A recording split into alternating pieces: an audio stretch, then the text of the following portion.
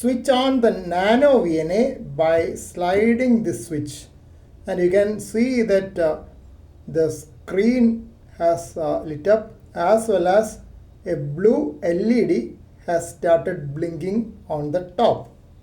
Before calibration, you have to set the frequencies, start and stop frequencies. You can see the default setting here. The start frequency is 50 kilohertz and the stop frequency is 900 megahertz. So you'll have to change it. Before each use, you have to calibrate and also set the frequency. Before calibration, frequency range is set. For that, you click here and you say stimulus. And in the stimulus, you first set the start frequency. For example, if we are going to use from 3.5 megahertz upwards, then you set it accordingly. If you want a lower frequency, you will set it that way. I am going to test my 80 meter antenna, so I will set it at maybe 3 megahertz. I'll click on 3 and then M. So the 3 megahertz will come here in the start region. Then I'll go back again and set the stop frequency. Maybe I'll set it at 5 megahertz because I do not know where my antenna is resonating. 5 megahertz. For megahertz it's M, gigahertz G, and for kilohertz K. So I have said that. You can see 3 megahertz and stop is 5 megahertz. I'll be using this first port for SWR measurements. There is a cap there which has to be removed. I'll also be using a patch cable, SMA to SO239 patch cable. That is SMA male to SO239 patch cable I'll be using.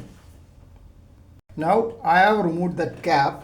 This is the cap, and then connected SMA male to SO239 patch cable. This cable has a length of about 1 meter. As that will also be there in the circuit, we have to calibrate with this patch cable in the circuit. Otherwise, the calibration will not be correct. Suppose you calibrate with the SMA connectors mentioned earlier and then use this cable, calibration will not be correct. That's why I am calibrating with this cable. Now I have connected the connector, that is, this is the PL259 open. You can see this end is open. That's how you identify it. Now the PL259 short has been connected. Same process is repeated. I press again on short. So the calibration is done and it has moved on to load. Now I have connected to the PL259 load. This contains two 100 ohm resistors in parallel. I did not make it, I got it as a kit. Again press on load. So that has also been done.